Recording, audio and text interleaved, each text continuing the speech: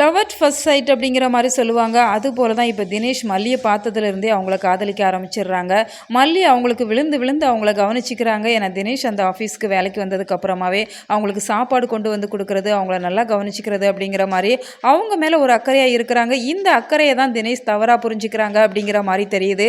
மல்லியை பொறுத்த வரைக்கும் தினேஷ்க்கு மட்டும் அப்படின்ட்டு இல்லை, அங்கே யார் வந்தாங்க யாராக இருந்தாலுமே அவங்களுக்கு நல்லா ஹெல்ப் பண்ணுவாங்க, அவங்க நல்லா இருக்கணும் அப்படிங்கிற மாதிரி தான் அவங்க ஒரு மனிதாபிமான அடிப்படையில் எல்லாருக்கும் நல்லா ஹெல்ப் பண்ணுவாங்க. ஆனா இந்த தினேஷை பொறுத்த வரைக்கும் மல்லி நமக்காக இவ்வளோ வேலைகள் செய்கிறாங்களே, அப்போ நம்மளை காதலிக்கிறாங்களோ அப்படின்னு சொல்லி அவங்க ஒரு பக்கம் தவறாக புரிஞ்சுப்பாங்க அப்படிங்கிற மாதிரி தான் தெரியுது.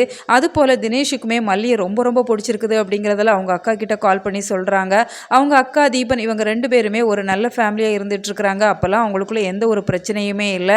அடுத்ததாக ஐஸ்வர்யா அந்த குழந்தையுமே ஒரு சின்ன குழந்தை அப்படிங்கிற மாதிரி காமிச்சிட்டு இருக்கிறாங்க. மல்லியை பற்றின எல்லா விஷயங்களுமே இப்போ தினேஷ் தீபிகா கிட்ட சொல்கிறாங்க. எனக்கு இங்கே மல்லி அப்படிங்கிறவங்க நல்லா ஹெல்ப் பண்ணுறாங்க, அவங்கள எனக்கு ரொம்ப ரொம்ப பிடிச்சிருக்குதுக்கா அப்படிங்கிற மாதிரி சொல்கிறப்ப இப்போ தீபிகாவுமே அவ்வளோ ஆச்சரியப்படுறாங்க. ஏன்னா தினேஷுக்கு இப்போ வரைக்குமே எந்த ஒரு கேர்ள் ஃப்ரெண்ட்ஸுமே கிடையாது, யார்கிட்டையுமே அவ்வளோ பேச மாட்டான் அப்படிங்கிற மாதிரி அவ்வளோ ஆச்சரியப்படுறாங்க. இன்னொரு பக்கம் இப்போ தீபன் தீபிகா 2 பேருமே பிரிஞ்சு இருக்கிறாங்க. ஆனால் அந்த ஃப்ளாஷ்பேக் சீனில் 2 பேருமே சேர்ந்து இருக்கிறாங்க. அதெல்லாம் பார்க்குறதுக்கு ரொம்பவே நல்லா தான் இருக்குது. ஏன்னா தீபிகாவுமே அவங்களோட செலெக்ஷனுக்காக வெளியூர் போகிறப்ப அந்த குழந்தைய இப்போ தீபன் தான் பார்த்துக்கிறாங்க அப்படிங்கிற மாதிரி தான் ஸ்டோரியில் இனிமே கொண்டு வந்திருக்கிறாங்க. இந்த சூழ்நிலையில் தினேஷ் மல்லிக்கிட்ட அவங்களோட காதலை சொல்லியிருப்பாங்களா அப்படின்னு சொன்னால் நிச்சயமாக இல்லை, ஒரு தலையாக காதலிச்சிருப்பாங்க அப்படிங்கிற மாதிரி தான் தெரியுது.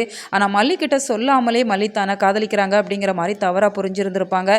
இந்த சூழ்நிலை தான் மல்லி அவங்கள காதலிக்கிற அப்படிங்கிற விஷயத்தை தெரியவுமே அவங்க தவறான முடிவு எடுத்திருப்பாங்க. ஸோ வெயிட் பண்ணி பார்க்கலாம். உங்களோட கருத்துக்களை கமெண்ட்டில் தெரியப்படுத்துங்க.